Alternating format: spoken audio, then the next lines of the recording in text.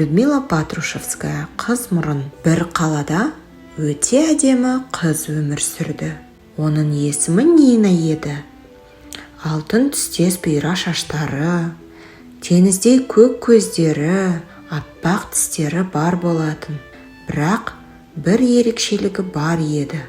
Мұрны өте үлкен.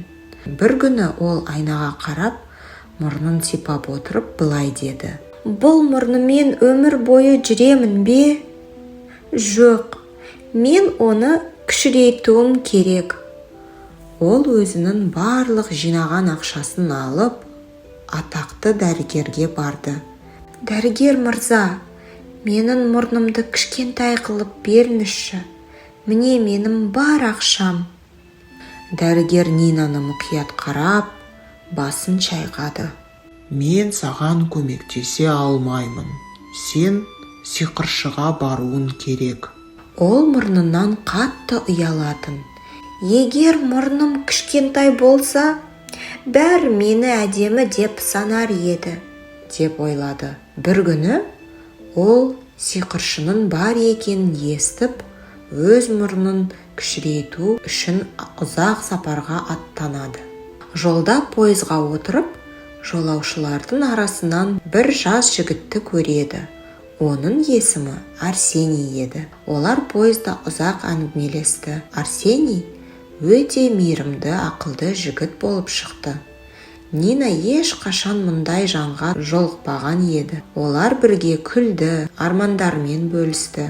Екеуінің жүрегі бір-біріне жақындай түсті. Кетер кезде Арсений: «Біз міндетті түрде қайта кездесеміз», деді. Нина қуанды, бірақ ішінен: «Мен мұрнымды кішірейтсем, оған одан да қатты ұнайтын шығармын», деп ойлады. Ақыры сиқыршының үйіне жетіп, одан мұрнын кішірейтуді сұрады. «Бұл мүмкін», деді сиқыршы. «Бірақ әр сұлулықтың өз құны бар. Сен бір саусағынан айырыласың». Нина кішкене ойланып келісті. Сиқыр жасалды. Енді оның мұрны кішкентай, мінсіз пішінді болды. Көшедегі адамдар оған тамсана қарап, бәрі оның сұлулығына таң қалды. Ол ең сұлу қыздардың біріне айналды. Бірақ Арсений жоқ еді. Нина оны қанша іздесе де таба алмады. Ақыры ол тағы да сиқыршыға барады. «Маған Арсенийді табуға көмектесіңізші», деп жалынды. «Бұл да мүмкін», деді сиқыршы. «Бірақ тағы бір саусағымды аламын». Нина оған да келісті. Сиқыршы оған Арсенийдің қайда екенін айтады. Қыз қуанып сүйіктісін іздеп жолға шығады. Ақыры ол Арсенийді табады. Бірақ бір нәрсе өзгерген еді. «Арсений, бұл мен, Нина», деді ол қуанып. Жігіт оған таңырқай қарады. «Кешіріңіз, мен сізді танымаймын». Нина аң-таң болды.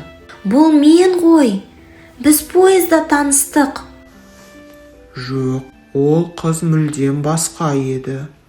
Ол ерекше болатын. Оның үлкен мұрны бар еді. Бірақ мен ешқашан сондай сұлу адамды көрмеппін». Нинаның жүрегі қарс айырылды. Арсений оның сүйген екен, бірақ оның мұрны кішкентай болған емес, сол бұрынғы қалпында. Көп ұзамай Арсений қатты ауырып қалды. Нина қайтадан сиқыршыға барады. «Арсенийді емдеңізші, мен бәріне дайынмын». Сиқыршы басын шайқайды. «Сенің ең үлкен құрбандығың сенің сұлулығың». «Маған оның керегі жоқ», деп жылады Нина. Сиқыршы қыздың мұрнын қайтадан бұрынғы қалпына келтірді. Көп ұзамай Арсений сауығып кетті.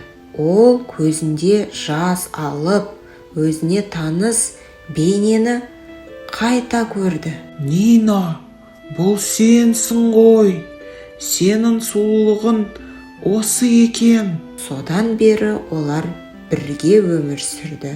Нина шынайы махаббат тек сыртқы келбеттің әдемілігінде емес, жанның сұлулығында екенін түсінді. Арсений оны сол қалпында сүйген еді.